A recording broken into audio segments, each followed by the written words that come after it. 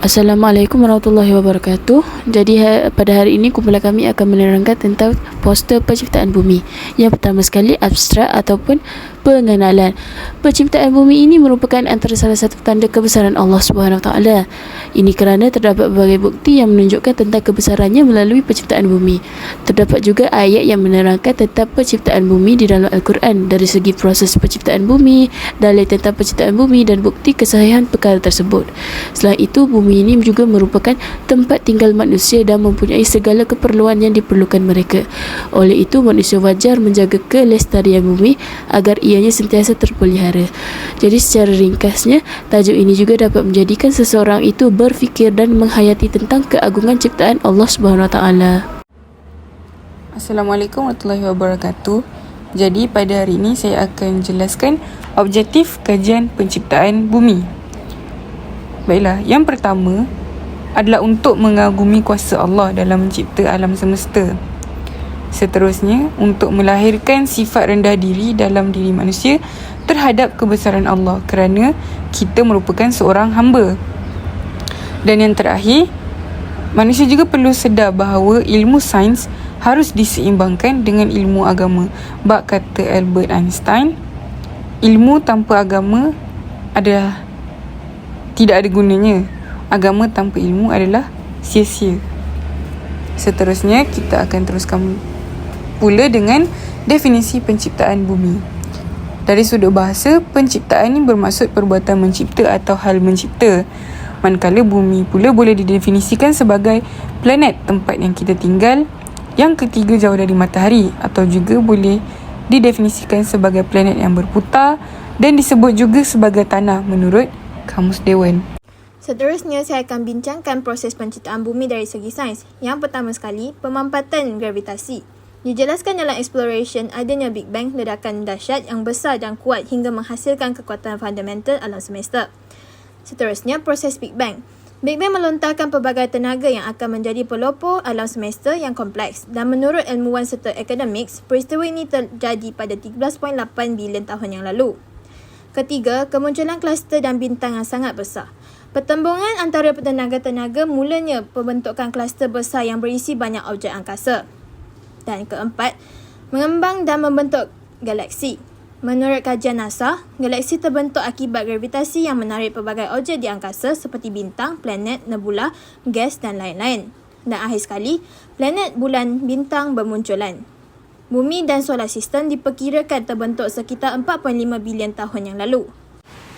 Proses penciptaan bumi dari segi Al-Quran. Pasal pertama dari surah Al-Anbiya, dan apakah orang-orang kafir tidak mengetahui bahawasanya langit dan bumi itu keduanya dahulu adalah sesuatu yang padu, kemudian kami pisahkan antara keduanya. Pasal kedua dari surah Al-Baqarah, dialah Allah yang menjadikan segala yang ada di bumi untuk kamu dan dia maha mengetahui segala sesuatu. Fasa ketiga pula dari surah Al-Naziat, dan dia menjadikan malamnya gelap gelita dan menjadikan siangnya terang benderang. Dari surah yang sama juga dalam fasa keempat, dan bumi sesudah itu dihampakannya. Dan fasa terakhir, fasa kelima dari surah Al-Anbiya, dan dari air kami jadikan segala sesuatu yang hidup. Bukti penciptaan bumi berdasarkan sains. Satu teori, iaitu teori Big Bang, telah digagas oleh seorang saintis barat iaitu Stephen Hawking, dan ia merupakan model kosmologi yang menerangkan tentang permulaan alam semesta. Menurut teori sains ini, alam semesta pada awalnya dalam keadaan yang sangat panas dan tumpat, dan akibat daripada ketupatan dan kepanasan yang tinggi itu, maka berlaku cosmic explosion atau dikenali sebagai Big Bang. Dan ianya dianggap telah berlaku sekitar 13.75 bilion dahulu. Bermula dengan ledakan dahsyat tunggal itulah, alam semesta mula berkembang sehingga menjadi alam semesta yang wujud sekarang. Seterusnya, bukti penciptaan bumi menurut Al-Quran.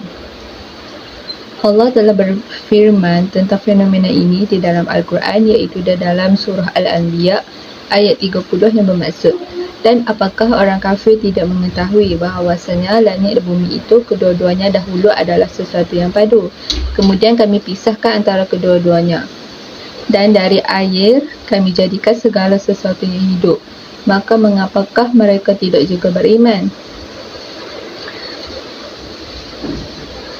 Kalimah Arab iaitu ratqa bermaksud satu benda yang padu dan terhimpun, yang menggambarkan alam semesta ini berasal daripada suatu titik tunggal.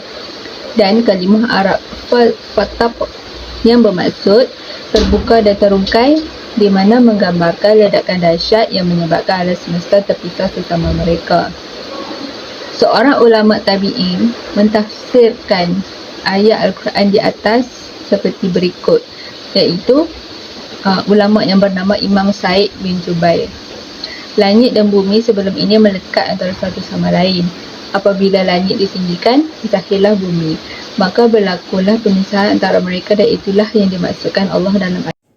Dalil Al-Quran yang dapat kita lihat mengenai penciptaan bumi ialah A'udzubillahi minasyaitonirrajim.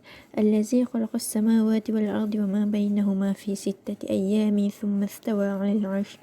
Thumma istawa 'alal 'arsy rahmanu fas'al bihi khabira.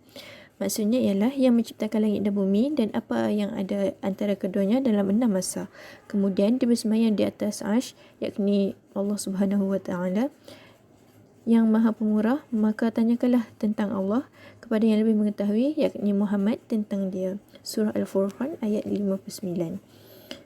Para ulama telah berbeza pendapat pada dan mentafsirkan fi sittati ayyam, iaitu penciptaan langit dan bumi pada 6 masa, dan padanya terdapat 2 pendapat, yakni daripada jumhur ulama mengatakan 6 masa yang dimaksudkan itu adalah hari-hari yang biasa seperti mana hari-hari kita sekarang.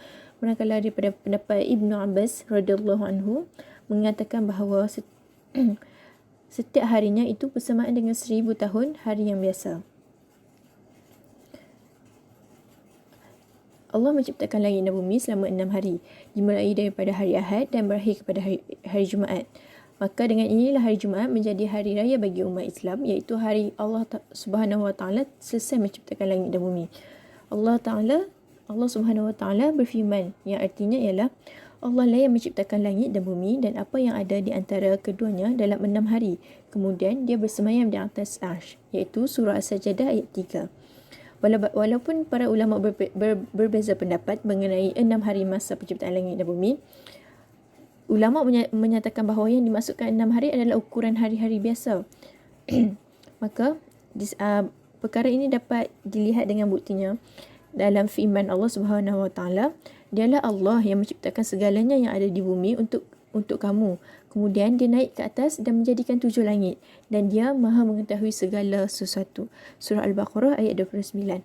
Kerana jika kita hendak membangunkan sebuah bangunan, terlebih dahulu kita perlu menyediakan asasnya, iaitu sebuah tiang. Maka bumi adalah sebuah asas, manakala langit adalah atapnya. Allah juga berfirman, yang artinya Allah lah yang menjadikan bumi bagi kamu menetap dan langit sebagai atap, iaitu dalam surah Al-Ghafir ayat 64.